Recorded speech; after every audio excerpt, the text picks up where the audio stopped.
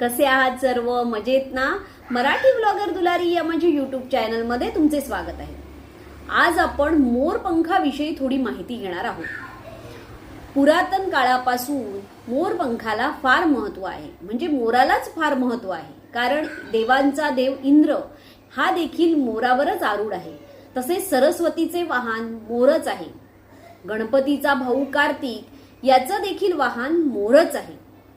आणि तुम्हाला माहिती आहे का, एवढ्या सगळे जे ग्रंथ आहेत आपले, जे हिंदू धर्मामध्ये जे पवित्र ग्रंथ आहेत, जे ज्या ऋषी मुनींनी लिहिलेत, ते कशाने लिहिलेत, कुठल्या लेखणीने, तर मोरपंखाची लेखणी करूनच ते लिहिले गेले आहेत. तसंच भगवान श्रीकृष्णाच्या डोक्यावर देखील मोरपंख आहे. म्हणून मोरपंखाला खूप पवित्र मानलं जातं. पण भगवान श्रीकृष्णाच्या डोक्यावर यशोदा मातेने हे मोरपंख का लावले, तर श्रीकृष्णाला सर्पयोग होता व त्याला कोणाची वाईट नजर पण लागू नये म्हणून यशोदा मातेने हे मोरपीस कृष्णाच्या डोक्यावर लावले. कारण मोरपिसाने कालसर्पयोग दूर होतो. म्हणूनच एवढं म्हणजे ह्या मोरपंखाला एवढं पवित्र मानलं गेलं आहे. त्याबद्दलचे फायदे काय आहेत तेच आपण आज आपल्या या व्हिडिओमध्ये पाहणार आहोत. तुम्हाला माहित आहे का, हे पीस मोराच्या शरीरापासून वेगळं होऊन ते कितीतरी दिवस जिवंत असतं. म्हणून आपल्या घरात सकारात्मकता तयार होते. म्हणून हे मोराचं पीस आपण आपल्या घरात लावायचं. कारण ते कायमच जिवंत असतं. म्हणून आपण आपल्या घरात मोराचं पीस लावायचं. तुम्हाला जर हे मोराचं पीस मोराने, म्हणजे मोर जेव्हा पिसारा फुलवतो तेव्हा मोराचं पीस जेव्हा जे गळून पडतं ते जर मिळालं तर अतिशय उत्तम. पण जे बाजारात विकतात ना, ते काय असतं, मोराला त्याच्या यापासून आपल्याला फायदा व्हावा, पैसा मिळावा म्हणून मोराला मारून त्यापासून ते त्यांचे काढून आणलेली मोरपिसं असतात. त्यामुळे काय होतं, म्हणजे त्यांनी जरी काढलेलं असलं तरी त्याचा आपल्याला नाही म्हटलं तरी थोडाफार त्रास हा होतोच. म्हणून अशी मोरपिसं क्वचित, म्हणजे अशी मोरपिसं आणू नका. जर अगदीच नाही मिळाली तर आता काही हे नसतं, कारण प्रत्येकाला शेतात जाऊन मोरपिसं मिळतात किंवा टाकलेली अशी मोरपिसं मिळतात असं नाही. पण सहसा अशी मोरपिसं तुम्ही घेऊ नका. आता ह्या मोरपिसाचे काय फायदे आहेत ते मी तुम्हाला सांगणार आहे. नंबर 1, जर हे मोरपीस, छोटंसं असं मोरपीस तुम्ही तुमच्या पर्समध्ये किंवा पाकिटात ठेवलं तर तुमच्यासोबत कुठल्याही वाईट घटना घडणार नाहीत. म्हणजे जेव्हा तुम्ही बाहेर जाल, पर्स घेऊन, पाकिट घेऊन तुम्ही जेव्हा बाहेर जाल घराच्या बाहेर, तेव्हा तुमच्यासोबत कुठल्याही वाईट घटना घडणार नाही. नंबर 2, मुलांच्या पुस्तकामध्ये मोरपीस ठेवलं तर तुमच्या मुलांना जो विषय कठीण आहे त्या विषयाच्या पुस्तकात तो विषय त्यांना सोपा जाईल. कारण जो विषय त्यांना कठीण वाटतो त्याच विषयाच्या पुस्तकामध्ये ते मोरपीस ठेवायचं. त्यामुळे तो मुलांना विषय सोपा होऊन लवकर समजतो. नंबर 3, मुलांच्या डोक्यावर जर मोरपीस लावलं तर अतिशय उत्तम. पण आता ते डोक्यावर लावून आपण आता कुठे फिरणार, मुलांना कुठे घेऊन फिरणार? कारण कृष्णाच्या जसं डोक्यावर मोरपीस होतं तसं आता मुलं काही डोक्यावर मोरपीस लावून फिरू शकत नाही. म्हणून काय करायचं, तर असं पूर्ण एक मोरपीस घ्यायचं आणि ते रोज मुलांच्या डोक्यावर फिरवायचं. तर मुलं ही अतिशय बुद्धिमान, विद्यावान आणि अगदी, म्हणजे त्या मुलांना कुठली नजरबाधा असेल किंवा मुलं हट्टीपणा करत असतील तर ते होत नाही, म्हणजे ती करत नाही.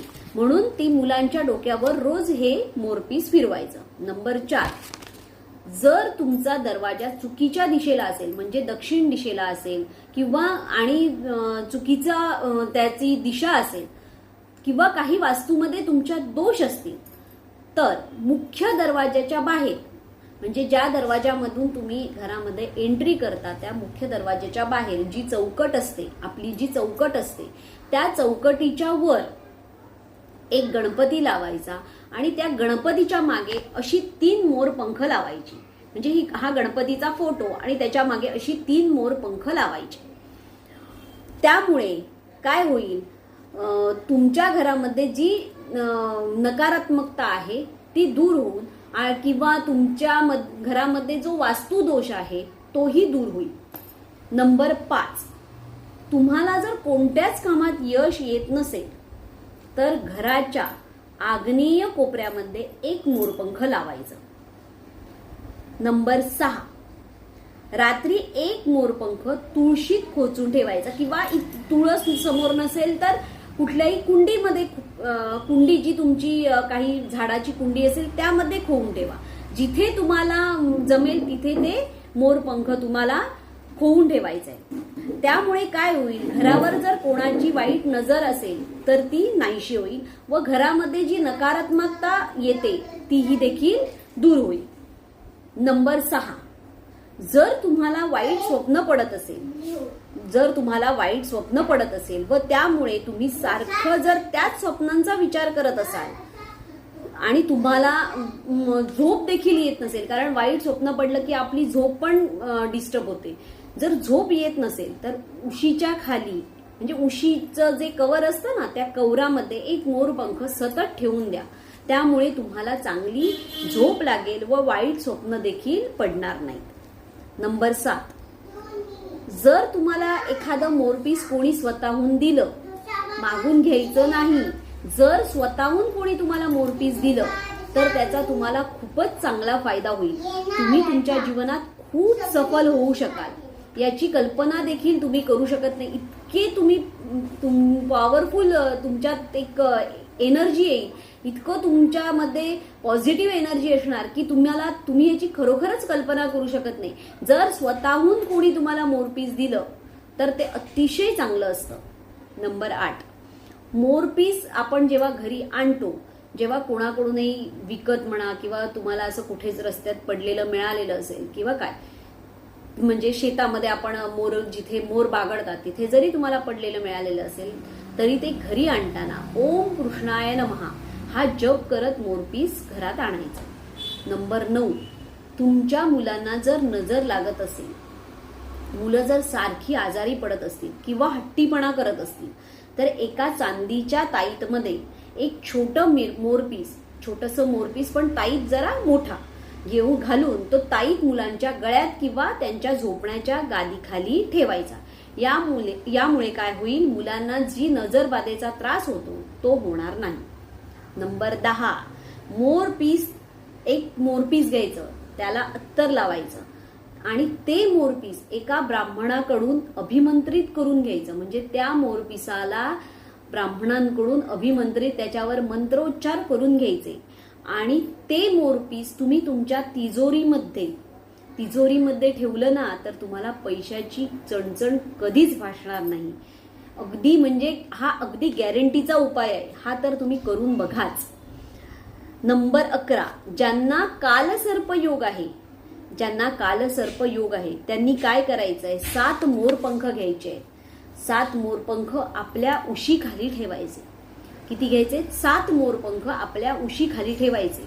असे 7 दिवस करायचे. म्हणजे हे 7 मोरपंख आपल्या उशीखाली 7 दिवस ठेवायचे आणि 7 दिवसानंतर म्हणजे 8व्या दिवशी हे मोरपंख पश्चिम दिशेच्या भिंतीवर लावायचे.